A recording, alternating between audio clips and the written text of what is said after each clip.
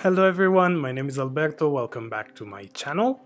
Before I forget, like this video and subscribe for more content, and ring the bell down below to be notified about future videos. I always forget to say it in the beginning, and then it's just a never-ending cycle. In today's video, I wanted to talk about fashion sketches. The first thing most people think about when they hear the words fashion sketches or fashion drawing is something like this. Fashion sketches are, at their core, what designers use to transform their ideas into an easy to understand message to the production team that will actually put the garment together. When it comes to drawing, every designer has their own personal style, their favorite technique or design medium. And although fashion school nowadays tends to homogenize everything in order to have a more straightforward set of rules, which makes teaching easier, how someone draws a figure doesn't necessarily mean that much. It doesn't really matter. As per its purpose, a fashion sketch only needs to be understandable. What I mean with that is that the fashion production line is actually quite complex. The designer or team of designers start the process on paper, but whatever is drawn then needs to go through a pattern maker, a cutter, a seamstress, a knitter, a beader, whatever it's needed to complete the garment. If we take for example these Yves Saint Laurent sketches, you can clearly see the shape and details of the garment. And they also include a detailed written description of the fabric, of the colors, the button choice, everything. Let's take another example. This Gianfranco Ferré sketch is a lot more minimal, but although the body is barely perceptible, you can still understand how the dress is gonna look like. Just with some quick pen lines, you can see the shape of the skirt and the movement that the fabric needs to have. Looking at other designers, Alexander McQueen was a lot more detail oriented. Most of the sketches we still have today are very elegant and delicate. John Galliano's were very beautiful and conceptual, especially during his time at Dior Haute Couture. If you did go to fashion school, you might have felt that your drawings were not good enough because they didn't fit the mold that the school was giving you. Some schools here in Italy still use a very outdated method that is very valid, again, just talking about straightforward techniques on how to draw, but forces every student into basically drawing the same exact figure. However, designing an anatomically perfect figure or a beautiful face is not that important.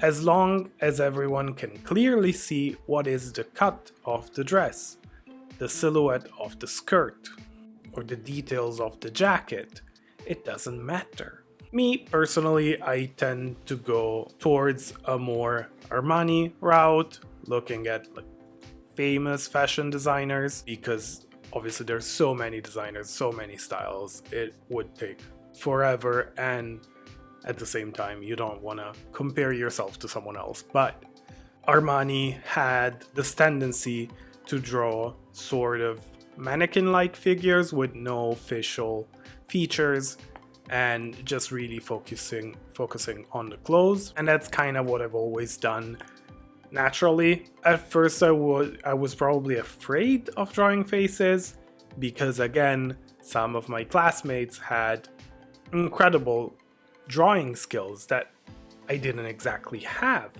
but then it sort of became something I did like and prefer over the beautiful looking figure. Nowadays, if I had to describe my template for a fashion sketch, I would say that I go for a buff slender man. I did experiment with different mediums, like watercolor, like I did in this collection, which was a bit more moody. Obviously, pen, pencil, alcohol markers, which are between the most used. But lately, with the advent of tablets, obviously everything became quicker and easier. And although fashion drawings are quite personal, in a real world setting where you have fashion offices with teams of designers. You don't really lose time by drawing your own personal sketches. You sort of go either with templates that are the same for everyone, because obviously they need to be uniform and to be the face of the brand you're working for, or they straight up go with technical drawings, which are sort of like this. And it's the step that comes after the fashion sketch, because it's a geometric drawing that goes straight to production. It doesn't have colors or anything else in it. It's purely so people can see what kind of belt needs to go there, or pocket, or the proportions, or where the seams are. Because sometimes if in a fashion sketch you don't have every detail, but in the technical drawing you need to put them so people understand what they need to do. That said, if we're talking about a single designer or an individual, or you are going to school currently, you are building your portfolio, you are creating your own collection, you are presenting something for a client. Because if you're working freelance, you still want to imbue your personal aesthetic into the collection, or you can use it to your advantage. For example, when I had to draw some options for a small brand that is very French vintage inspired, I used a very simple classical silhouette that was sort of kind of inspired by 50s haute couture that you can see here. Is a more stylized version of what I would normally do, because I was catering the designs to them. That said, it's always interesting, at least for me, to see how every designer sketches, because you can kind of see their personality through it. I'm curious, if you do fashion sketching, how do you do it? What are your favorite techniques? Let me know in the comments, because I think it is very interesting. So this was a very small introduction, incredibly small and short, to fashion sketching, assuming that you didn't know what fashion sketching was. I hope it was interesting, at least, and maybe you saw some cool things. Let me know in the comments if you did. Like the video and subscribe. It's a great help for me. I'm trying to create a new sort of series of videos for a specific reason that I cannot tell you now, but you'll see. And I'm very happy to see that there has been a good reactions to the videos so far, so I hope it's gonna continue. Let me know if there's something you're interested in seeing or hearing about, and I'll do my best to do it, and I'll see you next time. Have a great day. Bye.